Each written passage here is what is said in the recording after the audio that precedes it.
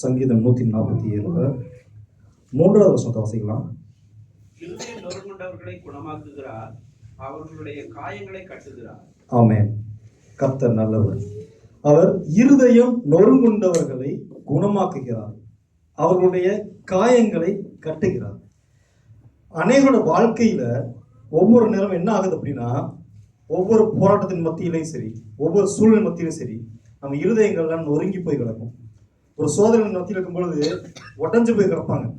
என்ன பண்றதுன்னு தெரியாது, அடுத்த என்ன செய்யணும்னு தெரியாது, ஒரு எது சிந்தனையை சிந்திக்க முடியாது. ஏன் காரணம் அப்படின்னா, அந்த சோதனை மீது என்ன ஆகும் அப்படின்னா, இருதயம் நொறுங்கி போயிருக்கும்.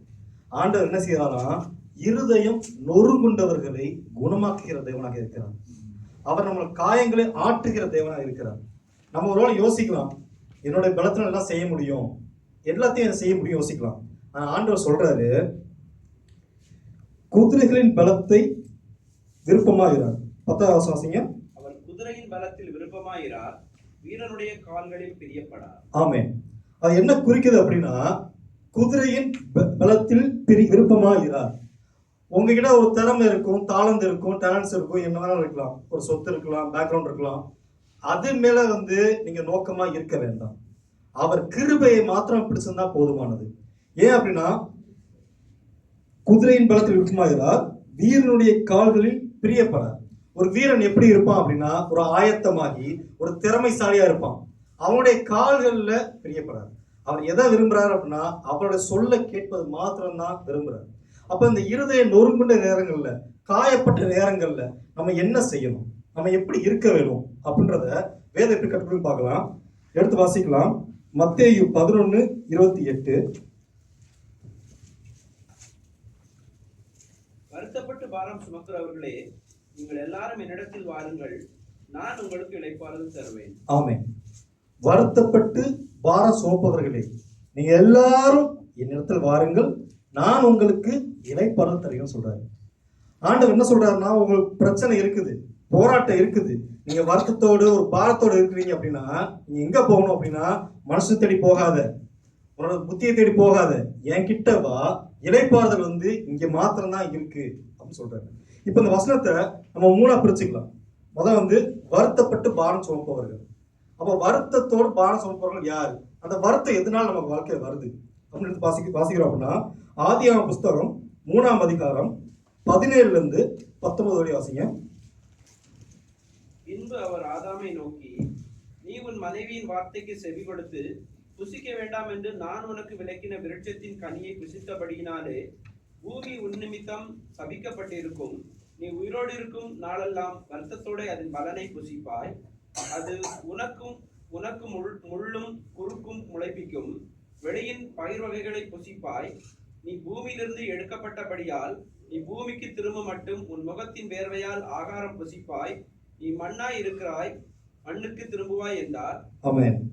இப்போ இதை கவனிச்சு பார்த்தோம் அப்படின்னா, பின்பு அவர் ஆதாமை நோக்கி, உன் மனைவின் வார்த்தைக்கு செவி கொடுத்து புசிக்க வேண்டாம் என்று நான் உனக்கு விலக்கின விருட்சத்தின் கனியை புசித்தபடியினால் பூமி உன் நிமித்தம் சபிக்கப்பட்டிருக்கும். நீ உயிரோடு இருக்கும் நாளெல்லாம் வருத்தத்தோடு அதன் பலனை புசிப்பாய். ஆமென். அப்போ பூமி இருக்கிற நாளெல்லாம் வருத்தத்தோட பலனை புசிப்பார் ஆண்டவர் சொல்லியிருக்காரு. அது காரணம் என்ன அப்படின்னா, கீழ்ப்படியாமை. அப்போ ஆண்டவர் நன்மை தீமை ரெண்டும் முன்னாடி வச்சிருக்காரு. வேதம் சொல்லுது, நன்மை தீமை முன்பாக வைத்திருக்கிறேன், அதில் பிரியப்படுகிறவர்கள் அதன் கனியை புசிப்பார்கள் வேதம் சொல்லுது. அப்போ அந்த கீழ்ப்படியாமை நிமித்தம் பூமிக்கு சபிக்கப்பட்டிருக்கிறது. வருத்தத்தோட அதன் பலனை புசிப்பாய் ஆண்டவர் சொல்றாரு. அப்ப அந்த வருத்தத்தோட தான் பலனை அனுபவிக்க முடியும். என்னென்ன பலனா இருக்கு அப்படின்னா, நம்ம தேவைகள், நம்ம வாழ்க்கையில ஆசைகள், இச்சை, இது மாதிரி நிறைய காரியங்கள் இருக்குது. அது ஒவ்வொரு காரியங்கள் மூலமா நம்ம என்ன செய்யணும்னா, அதை நாடி தேடி போயிட்டு இருக்க மனுஷன். அதை தேடி போகும் பொழுது அது எது கிடைக்கல அப்படின்னு என்ன ஆகுது அப்படின்னா, வருத்தம் வந்துடுது. அந்த வருத்தம் என்ன ஆகுது அப்படின்னா, கூட ஒரு பாரமான சுமையா மாறுது. அப்போ வேதம் தெளிவா சொல்லுது, இந்த பாரம் சுமை அது எதை குறித்து வருது அப்படின்னா, சங்கீத புஸ்தகம் 38:4.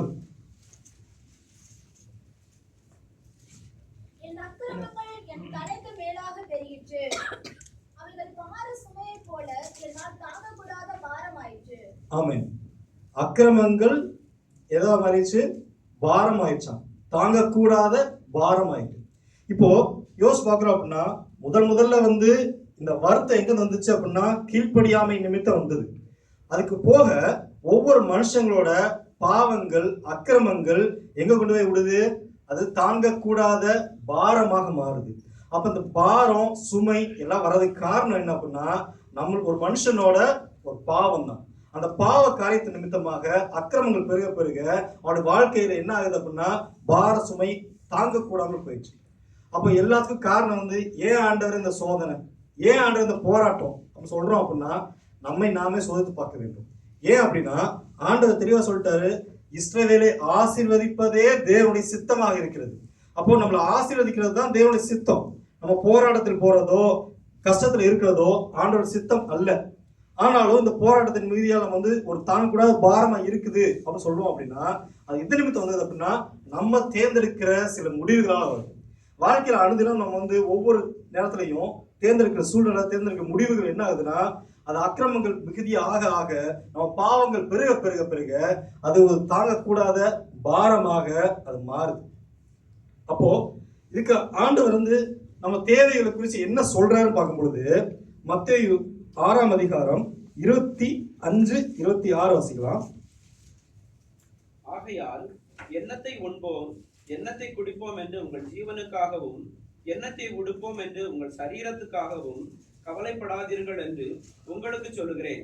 ஆகாரத்தை பார்க்கிலும் ஜீவனும் உடையை பார்க்கிலும் சரீரமும் விசேஷித்தவைகள் அல்லவா?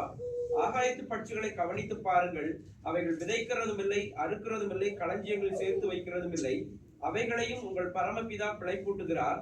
அவைகளை பார்க்க நீங்கள் விசேஷித்தவர்கள் அல்லவா? ஆமென், ஹல்லேலூயா. இப்போ ஆண்டவர் சொல்றது பாருங்களேன். அதாவது மனுஷன் போராடுறத யோசிச்சு பாருங்க. எதை குறிச்சு ஓடுறோம்? எனக்கு அனுதினம் சாப்பாடு வேணும், தங்க இடம் வேணும், இது எல்லாத்துக்காக ஓடுறான். அதுக்கப்புறமா வந்து ஆடம்பர வாழ்க்கை குறிச்சு ஓடுறான். இப்ப ஆண்டவர் தெளிவா சொல்லிட்டாரு, எண்ணத்தை உண்போம் எண்ணத்தை குடிப்போம் எண்ணத்தை உடுத்தோம் என்று உங்கள் ஜீவனுக்காகவும் எண்ணத்தை உடுப்போம் என்று உங்கள் சரீரத்துக்காகவும் கவலைப்படாதிருங்கள் என்று உங்களுக்கு சொல்லுகிறேன். ஆகாரத்தை பார்க்கிலும் ஜீவனும் உடையை பார்க்கிலும் சரீரம் விசேஷித்தவை அல்லவா? ஆகாயத்து பட்சிகளை கவனித்து பாருங்கள், அவைகள் விதைக்கிறதும் இல்லை, அறுக்கிறதும் இல்லை, களஞ்சியங்கள் சேர்த்து வைக்கிறதும் இல்லை, அவைகளையும் உங்கள் பரமபிதா பிழை போட்டுகிறார். அவைகளை பார்க்கிலும் நீங்கள் விசேஷித்தவர் அல்லவா? ஹல்லேலூயா. அப்ப ஆகாயத்து பறவை நம்ம கண்ணாக்கி பாருங்களேன், அது உழைக்கிறது கிடையாது, சேர்த்துக்கிறது இல்லை, ஆனா அதுக்கு தினமும் ஆகாரம் கிடைக்குது, தங்க இடம் கிடைக்குது, ஆண்டவர் தினமும் அதை போஷிக்கிறது. அப்ப அதை காட்டிலும் நம்ம எவ்வளவு விசேஷத்தவங்களா இருக்காங்க. இப்ப இந்த வசனத்தை பார்க்கும்போது எனக்கு ஒரு காரியம் ஞாபகம் வருதுங்க. என் வாழ்க்கையில ஒரு சாட்சி அது உண்டு. இந்த துபாய் தேசத்துல நான் இருக்கும்பொழுது என் குறைஞ்ச சம்பளம் தான் இருந்தது. என்ன பண்ணேன் அப்படின்னா, வாங்கின சம்பளம் எல்லாத்தையும் ஒரு கடனுக்கு அனுப்பிடுவேன். கொஞ்சம் கஷ்டம் வச்சிருப்பேன்.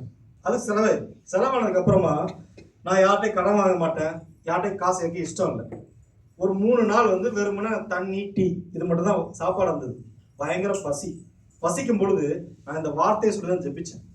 ஆண்டவர் பார்த்து கேட்டேன், ஆண்டவரே நீங்க வசனம் சொல்லிருக்கீங்கப்பா, ஆகாயத்து பறவை பாரு, அது உழைக்கிறது இல்லை, அதுக்கு நான் யோசிக்கிறேனே, நீ அதை காட்டு விசேஷம் சொல்லிருக்கீங்களே, இப்போ உங்க பிள்ளை நான் இருக்கேன், எனக்கு பசிக்குது, எனக்கு ஆகாரத்தை கொடுங்க, நான் யார்கிட்டையும் கை வந்து வாங்க மாட்டேன், கடன் வாங்க மாட்டேன், ஆனாலும் எனக்கு நீங்க காசு கொடுக்கணும், எனக்கு ஆகாரம் வேணும். எனக்கு தெரிந்த நண்பர்கள் நிறைய பேர் துபாயில் இருக்கிறாங்க.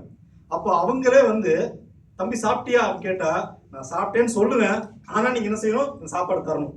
இப்படிதான் நான் ப்ரே பண்ணேன். இப்படி ப்ரே பண்ணும்போது எனக்கு ஏன் தோணல, ஏன் இப்படி ப்ரே பண்ணேன்னு தெரியல. ஆனா அதே காரியம் என் வாழ்க்கையில் நடந்தது. அந்த ப்ரே பண்ணிட்டு ஒரு 10 நிமிஷம் தான், ஒரு கம்பெனி விஷயமா ஒரு ஜாமான் இருக்க போகும் பொழுது எனக்கு தெரிஞ்ச ஒரு சகோதரர் அங்கே இருந்தாரு. இருக்கும்போது சொன்னாரு, தம்பி எங்க போற, வா சாப்பிடலாம் அப்படின்னாரு. நான் சாப்பிட்டேன்னா அப்படின்னு. சாப்பிட்டியா அப்படின்னாரு. எங்க போற அப்படின்னு, பக்கத்துல கடைக்கு போறேன். ஓகே போயிட்டு வா அப்படின்னாரு. போயிட்டு வரும் வரைக்கும் அவர் அங்கேயே நிக்கிறார். நின்றுட்டு சரி தம்பி வா சாப்பிட போலாம் அப்படின்னாரு. நான் சொன்னேன், நான் சாப்பிட்டேன்னு சொன்னேன்னா அப்புறம் என்ன அப்படின்னு. நீ சாப்பிட்டப்பா, நான் சாப்பிடணும், எனக்கு கம்பெனி கொடுக்கவா அப்படின்னு சொல்லி கூப்பிட்டு உட்கார வச்சு கூட சாப்பாடு வாங்கி கொடுத்து, அது போக கையில் இருக்க பணம் கொஞ்சம் 300 ரூபா இருந்தது, அவர்கிட்ட எடுத்து கையில் கொடுத்தாரு. எதுக்குலாம் கொடுக்குறீங்கன்னு கேட்கும் பொழுது, எங்க செலவழிச்சிருவேண்டா, நீ வச்சுக்கோ, நான் அடுத்த மாசம் வாங்கிக்கிறேன்னு சொல்லாரு. ஹல்லேலூயா. அப்போ நம்ம வாழ்க்கையில வந்து பாருங்க, ஜெபித்த உடனே அவர் எப்படி பதில் கொடுத்தாரு பாருங்க. நான் அன்றைக்கான ஆகாரத்தை மாத்திரம் தான் கேட்டேங்க, ஆனா அவர் அந்த மாசத்துக்கு உண்டான எல்லா தேவையும் சந்திச்சு கொடுத்தாரு. அன்றிலிருந்து ஒரு விசுவாசம் எனக்குள்ள வந்துச்சு, ஆண்டவனை பாதுகாப்பார் அப்படின்றது. இப்ப ஆண்டவர் சொல்ற பாருங்களேன், அதே இது மத்தேயுல 6:30 வாசிங்க. அற்ப விசுவாசிகளே, இன்றைக்கு இருந்து நாளைக்கு அடுப்பிலே போடப்படும் காட்டுப்புல்லுக்கு தேவன் இவ்விதமாக உடுத்துவித்தால் உங்களுக்கு உடுத்துவிப்பது அதிக நிச்சயம் அல்லவா? ஆமென்.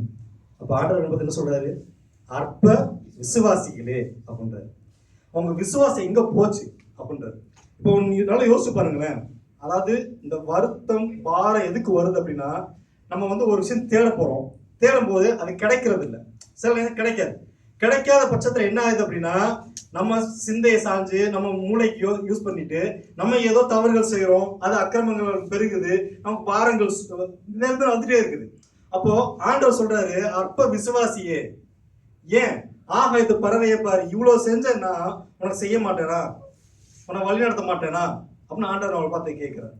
அப்போ இந்த முதல்ல பாருங்களேன், வருத்தப்பட்டு பாரம் சுமக்கிறோம். அந்த வருத்தம் எதனால வருது அப்படின்னா, இந்த ஒரு காரணனால, ஒரு விசுவாச குறைபாடுனால நமக்கு வருத்தங்கள் பாரங்கள் இது மேல சூழ்ந்து போயிருக்கு. சரி, இப்ப அவன் வருத்தப்பட்டு பாரம் சுமந்துக்கிட்டு இருக்கிறோம். சுமந்துட்டு இருக்கிறவங்க ஆண்டவர் என்ன சொல்றாரு அப்படின்னா, நீங்கள் எல்லோரும் என்னிடத்தில் வாருங்கள். சரி, நம்ம எப்படி போறது? வெளிப்படுத்தல் விசேஷம்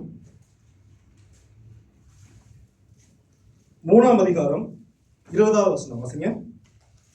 இதோ வாசற்படியிலே நின்று தட்டுகிறேன், ஒருவன் என் சத்தத்தை கேட்டு கதவை திறந்தால் அவனிடத்தில் நான் பிரவேசித்து அவனோட போஜனம் பண்ணுவேன், அவனும் என்னுடனே போஜனம் பண்ணுவான்.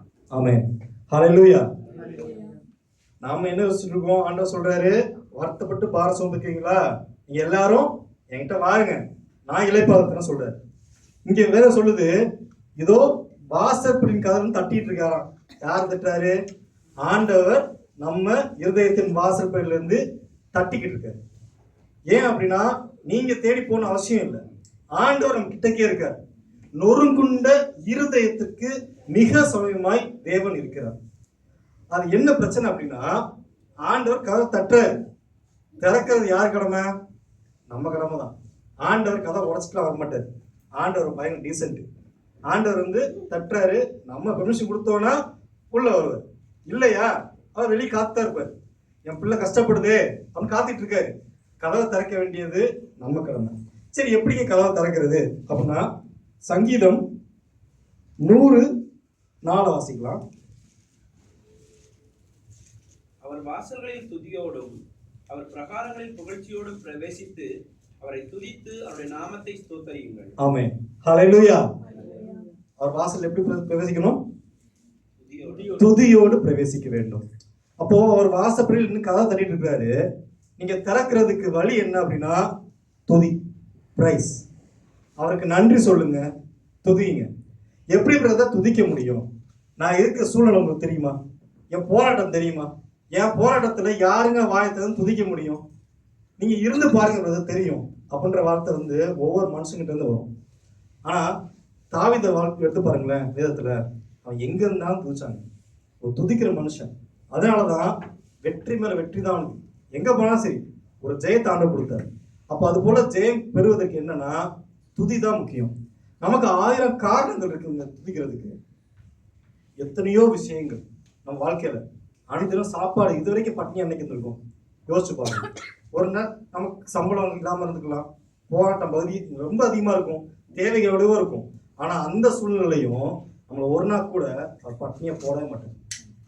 நான் கண்ணால நிறைய பார்த்துருக்கேன், அனுபவிச்சிருக்கேன். பட்னியை விடுங்க, நம்ம என்ன யோசிக்கிறோமோ என்ன விரும்புறோமோ அதை செய்ய வல்லவரா இருக்காரு. என் வாழ்க்கையில நான் சாட்சி இது ஒண்ணுங்க. என்னன்னா, நான் அந்த மாதிரி ஜெபிச்சு எனக்கு ஆகாரம் கொடுத்தாரு சொன்னேன் இல்லையா, அதுக்கப்புறமா ஒரு விசுவாசம் உண்டு. சில நேரங்கள்ல கையில ஒரு பைசா இருக்காது, காசு இருக்காது. ஆனா திடீர்னு கேஎஃப்சி சாப்பிடணும் ஆசைப்படுவேன். அன்னைக்கு ஆசைப்பட்டா திடீர்னு யாராவது பார்ட்டி வைப்பாங்க, கேஎஃப்சி கொடுப்பாங்க. நான் இருதயத்துல என்ன விரும்புறேனோ அது ஒவ்வொன்றையும் தேவன் அப்படியே நடத்தி காட்டும். அதுபோல ஒவ்வொருத்தர் வாழ்க்கையிலையும் நம்ம இருதய வாஞ்சைகளை அவர் அறிந்திருக்கிறார். நம்ம ஒருவேளை சொல்லல அப்படின்னா, நம்ம மனைவி கூட தெரியாது நம்ம என்ன விரும்புறோம், கணவனுக்கு தெரியாது நம்ம என்ன ஆசைப்படுறோம் அப்படின்னு. ஆனா நம்ம இருதயத்தின் ஆசைகள் வாஞ்சைகள் ஒவ்வொன்றும் தேவனுக்கு தெரியும். அவர் அதை நிறைவேற்றுவார். நம்ம இருதய வாஞ்சைகள் நிறைவேற்ற அவர் சித்தமா இருக்கிறார். அப்போ ஒவ்வொரு காரியங்கள் ஒவ்வொரு காலங்கள் எவ்வளவோ விஷயம் நன்றி இருக்குது. அற்புதமா நடத்துறாருங்க. அன்றன்றைக்கான தேவை செய்யறாரு. அதுக்காக நம்ம புதுச்சு பாடலாம். அன்றன்றை காண என் தேவைகள் யாவையும் கரம் நல்கியதே. அன்றன்றை காண என் தேவைகள் யாவையும் கரம் நல்கியதே. நீர் நடத்திடும் விதங்களை சொல்ல பூரண வார்த்தையே இல்லை. நீர் நடத்திடும் விதங்களை சொல்ல ஒரு பூரண வார்த்தையே இல்லை. எபினேசரே, எபினேசரே, இந்நாள் வரை சுமந்தவரே. எபினேசரே, எபினேசரே, என் நினைவாய் இருப்பவரே. நன்றி, நன்றி, நன்றி. இதயத்தில் சுமந்தீரே நன்றி. நன்றி, நன்றி, நன்றி. கருப்போல் சுமந்தீரே நன்றி. ஹல்லேலூயா. இது போல அனுதினமும் நம்ம சுமந்து கொண்டு சென்றிருக்கோம். அதுக்காக நன்றி சொல்றதுக்கு 1000 காரியம் இருக்கு. இப்போ ஒரு சோதனை மத்தியில் இருக்கிறோமா, இந்த காரியம் எத்தனையோ செஞ்சிருக்காரு, அதுக்காக நன்றி சொல்லலாம். நன்றி சொல்லும் பொழுது அவர் சமயமா இருக்கிறாரு, அந்த கதவுகளை திறக்க முடியும். அந்த வேதத்தின் அடிப்படையில் பார்க்கலாம். மத்தேயு சுவிசேஷம் 14ஆம் அதிகாரம் 15 20 வரை. சாயங்காலமான போது அவருடைய சீஷர்கள் அவரிடத்தில் வந்து, இது வனாந்தரமான இடம், நேரமும் ஆயிற்று, ஜனங்கள் கிராமங்களுக்கு போய் தங்களுக்கு போஜன பதார்த்தங்களை கொள்ளும்படி அவர்களை அனுப்பிவிட வேண்டும் என்றார்கள். இயேசு அவர்களை நோக்கி, அவர்கள் போக வேண்டுவதில்லை, நீங்களே அவர்களுக்கு போஜனப்படுங்கள் என்றார். அதற்கு அவர்கள், இங்கே எங்களிடத்தில் 5 அப்பமும் 2 மீன்களுமே அல்லாமல் வேறொன்றும் இல்லை என்றார்கள். அவைகளை என்னிடத்தில் கொண்டு வாருங்கள் என்றார். அப்பொழுது அவர் ஜனங்களை புல்லின் மேல் பந்தியிருக்க கட்டளையிட்டு அந்த 5 அப்பங்களையும் அந்த 2 மீன்களையும் எடுத்து வானத்தை அண்ணார்ந்து பார்த்து ஆசீர்வதித்து அப்பங்களை பெற்று சீசர்களிடத்தில் கொடுத்தார். சீசர்கள் ஜனங்களுக்கு கொடுத்தார்கள். எல்லாரும் சாப்பிட்டு திருப்தி அடைந்தார்கள். மீதியான துணிக்கைகளை 12 கூட நிறைய எடுத்தார்கள். ஆமென். ஹல்லேலூயா. இப்போ இதுல 19ஆம் வசனத்தை பாருங்களேன். அப்பொழுது அவர் ஜனங்களை புள்ளி மேல் பந்தியிருக்க கட்டளையிட்டு அந்த 5 அப்பங்களையும் 2 மீன்களையும் எடுத்து வானத்தை அண்ணாந்து பார்த்து ஆசீர்வதித்து, அது இங்கிலீஷ்ல சொன்னா he gave thanks. இப்போ யோசிச்சு பாருங்க, வெறும் 5 அப்பம் 2 மீன் இருக்குது. ஒரு போராட்டம் அந்த இடத்துல என்னன்னா, 5000 பேருக்கு மேலாக புருஷர்கள் இருக்காங்க, அப்ப எத்தனையோ மக்கள் இருக்காங்க. வெறும் 5 அப்பம் 2 மீன். இது எப்படி கணக்கு பண்ணி பார்த்தீங்க அப்படின்னா, ஒரு 5 கோடி ரூபா தேவை நமக்கு. 5 கோடி ரூபா தேவை இருக்கும்போது 500 ரூபா இருக்குது. 500 ரூபா இருக்கும் பொழுது நம்ம என்ன பண்ணுவோம்? 5 கோடி வேணுங்க, 500 ரூபா தான் இருக்குது, அவங்க புலம்ப மாட்டோமா? ஆனால் ஆண்டவர் என்ன செய்யலாம் பாருங்களேன், அண்ணாந்து பார்த்து ஆசீர்வதித்து ஸ்தோத்திரம் செய்கிறார். அப்போ ஸ்தோத்திரம் பண்ண பிறகு என்ன நடக்குதுன்னு பாருங்க, அற்புதமாக அந்த தேவை சந்திக்கப்படுது. அப்போ நம்ம வாழ்க்கையில யோசிக்கலாம், ஐயா என் தேவைகள் நிறையா இருக்குதுங்க, என் பிரச்சனை நிறையா இருக்குது, ஆனால் என்கிட்ட இவ்வளோதாங்க இருக்குது அப்படின்னா அந்த இடத்துல ஸ்தோத்திரம் சொல்லி நன்றி சொல்லி ஆண்டவர் மகிமைப்படுத்தும் பொழுது, எனக்கு இது வரைக்கும் காப்பாத்தீங்களப்பா, ஸ்தோத்திரம், நன்றி, எனக்கு கொடுத்ததுக்காக நன்றி அப்படின்னு நன்றிபடி செலுத்தும் பொழுது அவர் அந்த இடத்துல ஒரு வல்லமையை காண்பிக்கிறார், ஒரு அதிசயத்தை காண செய்கிறார் நம்மளை. அந்த இடத்துல 10வது தான், 5 அப்பம் 2 மீன் போதுமானது இல்லை, 5000 பேராக இருக்காங்க, ஒரு போராட்டம், ஒரு பிரச்சனை, அந்த இடத்துல பாடுகள் தான். அந்த பாடுகள் மத்தியில துதி வரும் பொழுது அங்க என்ன நடக்குது? ஒரு அதிசயம் நடந்து ஒரு விடுதலை காணும். ஆண்டவர் அதான் சொல்றாரு நம்ம வாழ்க்கையில. இதே மாதிரி இன்னொரு அதை வாசிக்கலாம். மத்தேயு 26, 26, 27 வாசிக்கலாம். பின்பு பாத்திரத்தை எடுத்து ஸ்தோத்திரம் பண்ணி அவர்களுக்கு கொடுத்து, நீங்கள் எல்லாரும் இதிலே பானம் பண்ணுங்கள், இது பாவ மன்னிப்பு உண்டாகும்படி அநேகருக்கு சிந்தப்படுகிற புது உடன்படிக்கைக்குரிய என்னுடைய இரத்தமா இருக்கிறது. இது முதல் இந்த திராட்சை பழ ரசத்தை நவ நவமானதாய் உங்களோடு கூட என் பிதாவின் ராஜ்யத்திலே நான் பானம் பண்ணும் நாள் வரைக்கும் இதை பானம் பண்ணுவதில்லை என்று உங்களுக்கு சொல்லுகிறேன் என்றார். ஆமென். இப்போ இங்க பாருங்களேன், பின்பு பாத்திரம் எடுத்து ஸ்தோத்திரம் பண்ணி அவர்களுக்கு கொடுத்து. அப்போ இங்க வந்து ஒரு புதிய உடன்படிக்கை. இங்க நடக்க போற சம்பவம் என்ன? ஆண்டவர் இரத்த சாட்சியாக மரிக்க போகிறார். இது ஆவிக்குரிய ஒரு காரியம் நடக்க போகுது. நடக்க போகும் பொழுது ஒரு போராட்டம் தாங்க நடக்க போகுது. நடக்க போகும் முன்னாடி அவர் என்ன சொல்றாரு? ஸ்தோத்திரம் பண்றாரு. அப்ப எந்த ஒரு காரியம் செய்ய முன்னாடி சரி, எந்த ஒரு செயல் செய்ய முன்னாடி சரி, ஆண்டவர் கற்றுக்கொடுத்த காரியம் என்ன அப்படின்னா ஸ்தோத்திரம் செய்வது. அப்ப ஸ்தோத்திரம் செய்யும் பொழுதுதான் என்ன நடக்குது அப்படின்னா ஆண்டவர் நம்ம உள்ளக்க வர வைக்கிறோம். நம்ம இருதயத்தின் கதவுகளுக்கு வாசல் தட்டிட்டு இருக்கிற ஆண்டவர் உள்ள திறக்கிறதுக்கு துதி, துதி ஸ்தோத்திரம் செலுத்தும் பொழுது அந்த வாசல்களை நாம் திறக்கிறோம். திறக்கும் பொழுது ஆண்டவர் உள்ள வர. இப்போ ஒரு சம்பவத்தை நம்ம பார்க்கலாம். லூக்கா சுவிசேஷம் 5ஆம் அதிகாரம் 2 to 5 வரைக்கும் வாசிக்கலாம். லூக்கா 5, 2 முதல் 5. அப்பொழுது கடற்கரையிலே நின்ற 2 படகுகளை கண்டார். மீன் பிடிக்கிறவர்கள் அவைகளை விட்டு இறங்கி வலைகளை அலசிக் கொண்டிருந்தார்கள். அப்பொழுது அந்த படகில் ஒன்றில் ஏறினார். அது சீமோனுடையதா இருந்தது. அதை கரையிலிருந்து சற்றே தள்ளும்படி அவனை கேட்டுக்கொண்டு அந்த படகில் உட்கார்ந்து ஜனங்களுக்கு போதகம் பண்ணினார். அவர் போதகம் பண்ணி முடித்த பின்பு சீமோனை நோக்கி, ஆழத்திலே தள்ளி கொண்டு போய் மீன் பிடிக்கும்படி உங்கள் வலைகளை போடுங்கள் என்றார். அதற்கு சீமோன், ஐயரே, முழுவதும் நாங்கள் பிரயாசப்பட்டும் ஒன்றும் அகப்படவில்லை, ஆகிலும் உடைய வார்த்தையின்படியே வலையை போடுகிறேன் என்றான். ஆமென். இப்போ கவனிச்சு பாருங்க. இங்க வந்து சீமோன் என்ன செஞ்சிருக்கான்? முழுதும் பிரயாசப்பட்டிருக்கான், ஒரு மீனும் அகப்படல. அப்போ அவன் ஒரு தேவைக்காக போயிருக்கிறான், அவனுடைய வேலை செய்யறான், முயற்சி பண்ணி எதுவுமே கிடைக்கல, ஒரு பலன் இல்லை. அப்ப அவன் எந்த சூழ்நிலை இருக்கிறான்? ஒரு போராட்டத்துல இருக்கிறான். அந்த போராட்டத்தில் இருக்கும் பொழுது என்ன நடக்குது? அப்பொழுது 3வது வசனம் பாருங்க. அப்பொழுது அந்த படவில் ஒன்றில் ஏறினார். யார் ஏறினாரு? இயேசு ஏறினார். அப்போ ஆண்டவர் அந்த படகுல ஏறுறாரு. இப்போ நம்ம யோசிச்சு பார்க்க வேண்டியது என்னன்னா, நம்ம வாழ்க்கை படகுல இயேசு இருக்கிறாரா? நம்ம வாழ்க்கையில ஒரு போராட்டம் இருக்கலாங்க, அந்த போராட்டத்தை மத்தியில் நம்ம போறோம், நம்ம படகுல இயேசு இருக்கிறாரா? நம்ம வெறுமையாக தான் இருக்கிறோம், அது தெரியும். தெரிஞ்சதுனாலதான் ஆண்டவர் என்ன செய்யறாரு? நம்ம படகு வர்றாரு. ஆனா அவரை ஏற்றுக்கொள்ள நம்ம அனுமதிக்கிறோமா?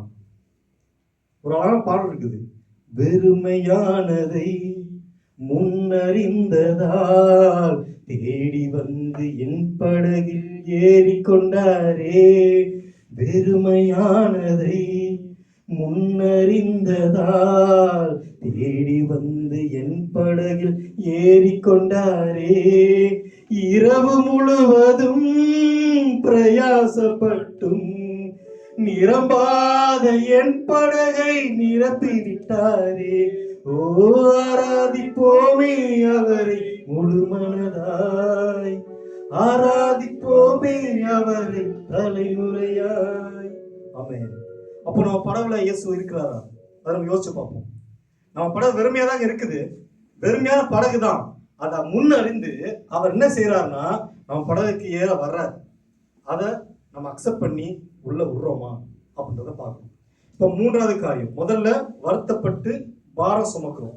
அந்த வருத்தத்தின் மீது பாரம் வரும் பொழுது ஆண்டவர் சொல்ற காரியம், இந்த இடத்துல வாருங்கள். நம்ம எப்படி வரணும் அப்படின்னா துதியின் மூலமாக தான் வர முடியும், ஆண்டவர் நம்ம ஏற்றுக்கொள்ள முடியும். அப்போ வரும் பொழுது இளைப்பாறுதல் தர சித்தமா இருக்காரு. சரி, இப்போ நம்ம ஆண்டவரை வர வச்சாச்சு, நம்ம படகுல இயேசு வந்துட்டார். வந்ததுக்கு அப்புறமா எனக்கு எப்படி இளைப்பாறுதல் கிடைக்கும் அப்படின்றத கேட்டோம் அப்படின்னா, முதலாவது கீழ்ப்படிதல். இப்போ நம்ம பார்த்த சம்பவங்கள்லாம் யோசிச்சு பாருங்களேன். வெறும் 5 அப்பம் 2 மீன் இருக்குது. இன்னொரு இடத்துல வந்து ராத்திரி முழுதும் ட்ரை பண்றாப்புல, மீன் பிடிக்க முடியல. அவர் ஒரு மீனவன், அவருக்கு தெரியும் எப்போ மீன் பிடிக்கும் தெரியும், எப்படி மீன் பிடிக்கும் தெரியும். அவர் பிரயாசப்படுறாரு, முடியல. அப்போ ஒவ்வொரு இடத்துலையும் அவங்க ட்ரை பண்ணி முடியாத காரியங்கள் நடக்குது, ஒரு போராட்டம் பத்தி இருக்காங்க. இப்போ இயேசு வந்தாச்சு, இயேசு படகுல வந்தாச்சு. வந்ததுக்கு அப்புறமா என்ன நடக்குது அப்படின்னா, முதல்ல ஃபெய்த், விசுவாசம். ஆண்டவர் மீது விசுவாசமாக இருக்கணும், அவர் சொல்றத கேட்கணும். இப்போ என்னன்னா நிறைய காரியங்கள் இருக்குதுங்க. இப்போ என்னன்னா ஆண்டவரை வந்து வருவார். வந்த பிறகு அவர் சொன்ன உடனே இது எப்படிங்க சாத்தியம் அப்படின்ற ஒரு காரியம் இருக்குது. இப்போ லூக்கா 5:5 வாசிங்க. அதற்கு சீமோன், ஐயரே, ரா முழுவதும் நாங்கள் பிரயாசப்பட்டும் ஒன்றும் அகப்படவில்லை, ஆகிலும் உம்முடைய வார்த்தையின்படியே வலையை போடுகிறேன் என்றான். ஆமென். இப்போ அங்க பாருங்க, ராத்திரி முழுதும் ட்ரை பண்ண, ஒன்றும் கிடைக்கல, ஆனாலும் உம்முடைய வார்த்தையின்படி வலையை போடுறேன். அப்ப இங்க என்ன செய்யணும்? ஆண்டவர் நம்ம படல ஏறினதுக்கு அப்புறமா நம்ம செய்ய வேண்டிய காரியம் என்னன்னா, அவர் சொல்லுவதை அப்படியே ட்ரை பண்ணணும். இங்க உலகத்தை நம்பக்கூடாது, மாமிசத்தை நம்பக்கூடாது. ஏங்க நான் இவ்வளோ ட்ரை பண்றேன், கிடைக்கலையே, இந்த வேலை எனக்கு தாங்க தெரியும் அப்படின்ற எண்ணம் இருக்கும். ஏன்னா இப்ப நம்ம ஒவ்வொருத்தரும் வேலை பார்க்குறோம் இல்லையா? நம்ம வேலை ஸ்தலத்துல நம்மளுடைய வேலையை தெரியாத வந்து, பிரதர் நீங்க இப்படி பண்ணுங்க அப்படின்னு சொன்னா நம்ம என்ன சொல்லுவோம்? பிரதர் என் வேலை எனக்கு தெரியும், இங்க பார்த்துட்டு போங்க நம்ம சொல்ல மாட்டோமா? அப்போ நமக்கான காரியம் தெரியும் இருக்கும்போது ஆண்டவர் சொல்ற காரியம் வித்தியாசமா இருக்கு. அவர் சொல்றாரு, நீ வலையை வீசு அப்படின்னு. நான் ட்ரை பண்ணிட்டேன், இங்க போட்டா வராது அப்படின்றத உலக பிரகாரமாக பேதுக்கு தெரியும். ஆனா என்ன செய்யறான்? ஆனாலும் நீங்க சொல்றபடி நான் செய்யறேன் அப்படின்ற ஒரு கீழ்ப்படிதல், ஆண்டவருடைய வசனத்துக்கு கீழ்ப்படிதல் அங்க நடக்குது. இப்போ நமக்கு அநேகருக்கு வசனங்கள் நிறைய தெரியுங்க. வேதத்தை தினம் வாசிக்கும் பொழுது வசனம் நம்ம படிக்கிறோம், தெரிஞ்சுக்கொள்றோம், அதை போய் நம்ம நடக்க கற்றுக்கணும். ஆண்டவர் சொல்லும்போது சில நேரம் அந்த காரியம் அசாத்தியமான காரியமா இருக்கும். வெறும் 5 அப்பம் 2 மீன், அந்த 5 அப்பம் 2 மீனை வந்து 5000 பேர் உட்கார வச்சுட்டு கொடுங்க அவன் சொன்னா கொடுக்க முடியுமா? யாராவது பிரதர் எப்படி பிரதர் கொடுக்க முடியும்? 5000 பேர் இருக்காங்க, 5 அப்பம் 2 மீன் எனக்கே பத்தாது, எப்படி கொடுக்கறது? யோசிக்க மாட்டோமா? ஆனா அங்க நடந்தது என்ன காரியம்? அவங்க கீழ்ப்படிந்து செய்தாங்க. அது போக மாம்சமான காரியத்தை அவங்க சிந்திக்கல. அங்கு என்னது? அசாத்தியமான காரியம் நடக்குது. இப்போ நம்முடைய வாழ்க்கையிலையும் நம் தேவ பிள்ளைகளா இருக்கும் பொழுது நம்முடைய வாழ்க்கையில அசாத்தியமான காரியங்களை செய்ய தேவன் வல்லவராக இருக்கிறார். அப்போ அதுக்காக என்ன செய்யணும் அப்படின்னா, அவர் சொல்லும் பொழுது முதல்ல நம்புங்க. ஒரு சோதனை இருப்போம், போராட்டத்தில் இருப்போம், வியாதியில் இருப்போம், ஆண்டவர் இன்னைக்கு விடுதலை அப்படின்னு சொல்றாரு அப்படின்னா அதை விசுவாசிக்கணும். நீ ஜெபிச்சா உனக்கு விடுதலை அப்படின்னா, நான் ஹாஸ்பிட்டல் போறேன், நான் டாக்டர் காட்டுறேன், டாக்டர் இம்பாசிபிள் சொல்லிட்டாங்க, இது எப்படி நம்ம ஜெபிச்சா கியூர் ஆகும் அப்படின்னா ஆகும். ஏன்னா தேவனால் கூடாத காரியம் ஒன்றும் இல்லை. அவர் சொல்ல ஆகும், அவர் கட்டளை நிற்கும். இந்த காலையில தெரிஞ்சுக்கொள்ள வேண்டியது என்ன அப்படின்னா, ஆண்டவர் நம்ம படகுல ஏறிட்டாரா, ஏறினதுக்கு அப்புறமா அந்த கீழ்ப்படிதல் இருக்கணும். இந்த மாம்ச சிந்தை நம்ம சிந்தையை விட்டு போயிடணும். நான் தான் பெரிய ஆளு, என்னுடைய பலத்தினால செய்ய முடியும், என் திறமையினால செய்ய முடியும் அப்படின்ற சிந்தை ஒரு துளி கூட இல்லாம, நான் ஒண்ணுமே இல்லப்பா, நீங்க சொல்லுங்க நான் செய்யறேன். இங்க பேதுரு எடுத்து பாருங்களேன், அங்க வலைய வீசு அப்படின்னா அவன் அங்க மறந்துட்டான், நான் யாருங்க மறந்துட்டாங்க, நான் தான் திறமசாலி, மீன் பிடிக்கிற வல்லவன் அப்படின்னு மறந்துட்டான். நீங்க சொல்றீங்க நான் செய்யறேன், அவ்வளவுதான். அந்த ஒபீடியன்ஸ்க்கு என்ன ஆச்சு அப்படின்னா எவ்வளவு கிடைச்சதுங்க? வலை கிளியத்தக்கதா. அப்ப நம்ம யோசிச்சுட்டு இருக்கலாம், என் சூழ்நிலை அவ்வளவு இருக்குதுங்க, என் சம்பளம் இவ்வளவுதான் இருக்குது, என் குடும்பத்தை எப்படி நான் காப்பாத்துவேன், நான் எப்படி போராட முடியும் அப்படின்னு யோசிக்கலாம். ஆனா ஆண்டவர் நினைத்த காரியம் சொல்லி செய்யும் பொழுது வலை கிளியத்தக்கதாக ஆசீர்வாதங்களை அவர் தருவதற்கு சித்தமாக இருக்கிறார். ஒரே காரியம் என்ன அப்படின்னா, நம்ம எதுக்காக அந்த வருத்தம் சோதனை எல்லாம் இருக்குது அப்படின்னா, நம்ம பிரயாசம் ஓடுறோம், அந்த ஓடுற காரியத்துல நம்ம வந்து கிடைக்காத பட்சத்துல, ஆண்டவரே எனக்கு கிடைக்கல அப்படின்னு ஆண்டவரும் கேட்கிறோம். ஆனா அவர் மேல் விசுவாசத்துக்கு குறைபாடு உண்டு பண்ணி நம்ம சுயத்து மேல சாஞ்சு, நம்ம சிந்தை மேல சாஞ்சு, நம்ம மேல போகும் பொழுது அந்த போராட்டத்துக்கு ஒரு விடிவு வரவே வராது, ஒரு தீர்வு காணவே முடியாது. ஆண்டவர் அதனாலதான் சொல்றாரு, வருத்தத்தோடு இருக்கீங்களா, பாரம் சுமக்கிறீங்களா, நீங்க என்ன பண்ணுங்க, ஓடாதீங்க, நீங்க உங்களை தேடி உங்க புத்தி சாயாதீங்க, என்கிட்ட வாங்க, நான் உங்களுக்கு இளைப்பாறுதல் தரேன், உங்க காயங்களை நான் மாற்றுறேன், உங்க குணமாக்குற தேவன் நான் உண்டு என்று ஆண்டவர் நம்ம சொல்லிடுறேன். அவர்கிட்ட போகும் பொழுது ஒரு விடுதலை உண்டாது, அவர்கிட்ட வரும் பொழுது ஒரு ஆசீர்வாதம் கிடைக்குது. நம்ம எந்த வித சூழ்நிலையா இருக்கலாம், உடல் குறைவா இருக்கலாம், பினான்சியல் ட்ரபிளா இருக்கலாம், எல்லாற்றையும் மாற்ற தேவன் வல்லவராக இருக்கிறார். இந்த காரியத்தை ஒப்பு கொடுப்போம். ஒவ்வொருத்தரும் ஆண்டவர் சமூகத்தில் ஒப்பு கொடுத்து அவர் பார்த்து அர்ப்பணிக்கும் பொழுது இந்த ஒரு விடுதலையை நாம் பார்க்க முடியும். எந்த ஒரு சூழ்நிலும் சரி நம்ம சுயத்து மேல் சாயாம அவர்கிட்ட போவோம். ஏன்னா இளைப்பாறுதல் அவர்கிட்ட மாத்திரம்தான் கிடைக்கும். அவரால் மாத்திரம்தான் விடுதலை தர முடியும். விடுதலை நாயகன் அவர் உண்டுங்க. அவர் ஜீவனுள்ள தேவன். நம்ம ஜீவனுள்ள தேவனை ஆராதிக்கிறோம். ஒரு மனுஷன் நம்புவதை பார்க்கலும் கர்த்தர் மேல் பற்றுதல் எப்பனாலும் வேதம் கற்றுத்தருகிறது. ஒரு ராஜாவை பார்க்குறோம் வச்சுக்கோங்களேன். ஒரு ராஜா, அந்த துபாய் தேசத்து ராஜாவே வந்து நம்ம கூட பின்னாடி இருக்காரு, நீ என்ன வேணா பண்ண நான் பார்த்துக்கிறேன் அப்படின்னு சொன்னா நம்ம இன்னைக்கா சோர்ந்து போவோமா? எவ்வளோ தைரியம் வரும்? இந்த உலகத்தை சிருஷ்டித்தவருங்க, சர்வத்தை சிருஷ்டித்த ஆண்டவர் நம்மோடு கூட இருக்கிறார்.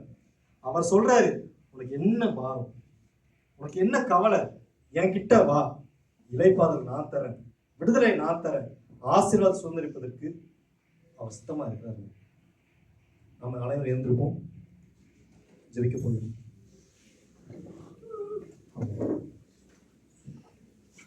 ஹல்லேலூயா, ஸ்தோத்திரம்.